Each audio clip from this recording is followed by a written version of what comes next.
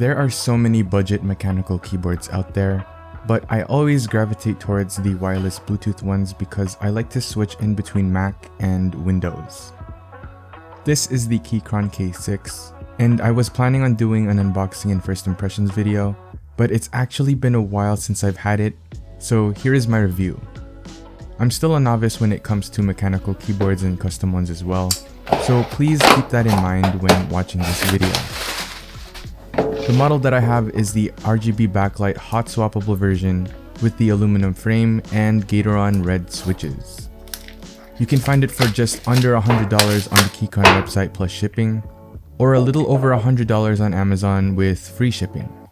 I'll be sure to put links in the description if you're interested, as always.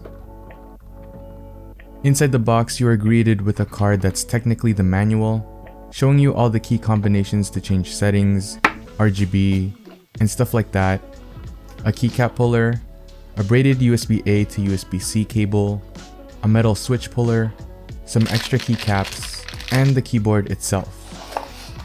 The extra keycaps are for the Windows layout, so the one that comes on the keyboard by default are the Mac ones. I kept them on since I mainly use this keyboard with my MacBook anyways. The keyboard itself comes in very protected, surrounded by foam, and the unboxing experience as a whole is very premium for what everyone considers a budget mechanical hot swappable keyboard. Let's take a quick look around. There's really no branding whatsoever besides the one on the bottom, which you really can't see anyways.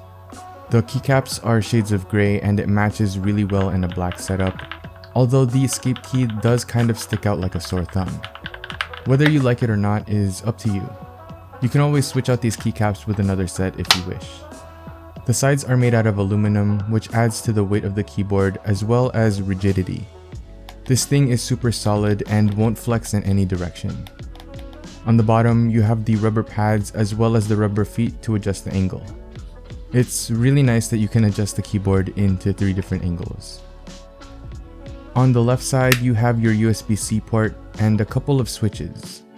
The USB-C cable, if you remember, is angled, which helps a lot since the port is on the side. The main switch, which is on the right, is to switch in between Bluetooth and cable mode.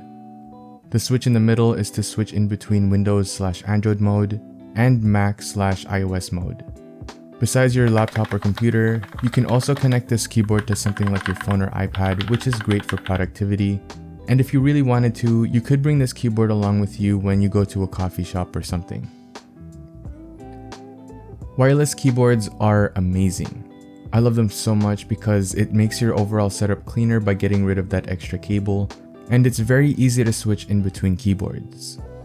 I have the Royal Kludge RK86, which is another wireless Bluetooth keyboard, big surprise there, and all I have to do to switch in between them is flick a couple of switches. There's really no reason for me to switch in between, it's just sometimes I crave typing on a linear switch like the reds that the K6 has, and then other times I crave some tactility that the browns have on the RK86. But anyways, back to the K6. I don't really use this keyboard for gaming, but I don't really notice any latency when in wired mode. Any sort of casual gaming, this keyboard can handle for sure. When it's connected to my Mac, I use it to write scripts for YouTube, journal on Notion, and just web browsing in general. This keyboard can handle all of that with no problem. I do it all in Bluetooth mode too. It has a 4000 mAh rechargeable battery that they advertise will last up to 240 hours with the backlighting off. With backlighting or RGB on, it can last anywhere in between 68 to 72 hours, which is still very noteworthy. I rarely have to charge this thing and I use it quite a lot. Something that I haven't really played around with yet is the hot swappable functionality of the keyboard. I have yet to purchase my first set of switches and keycaps, so comment some of your recommendations.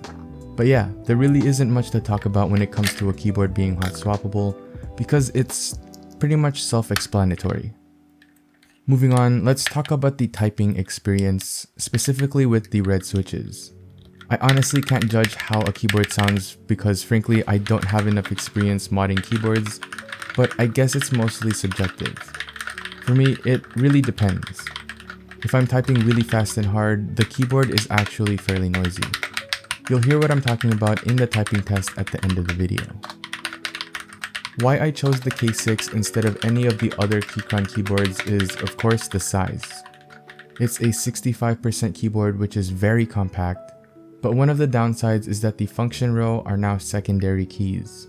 So if you're using the function keys frequently, a good alternative would be the K2. But even though I have a large desk, I initially got this keyboard for gaming so that it wouldn't take up much space, which meant more room for my mouse to move. As you know, I ended up not using it for gaming at all, but it's still a keyboard that I use very frequently. I use the RK86 mostly for gaming now, because it does have the dedicated function row which is needed for the game I play. The footprint isn't much larger anyways, and I do have a large desk mat, so there really is no problem there. Something that's a little lacking in my opinion is the RGB. Don't get me wrong, it's great with the 18 different modes that it has as well as the adjustable brightness, but I just feel like it isn't bright enough, or at least it isn't bright as some other RGB keyboards. I don't exactly know what it is about it. Maybe the keycaps don't allow the light to shine through as well, or the RGB lights themselves aren't bright enough.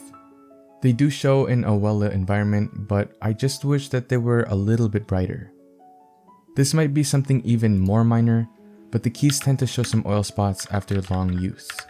If you like to snack a lot while you're on the computer, I suggest you use another keyboard or be prepared to clean it after every session. Another remedy would be to completely get different keycaps if you want, but as the keyboard's stock, this might be an issue for some people.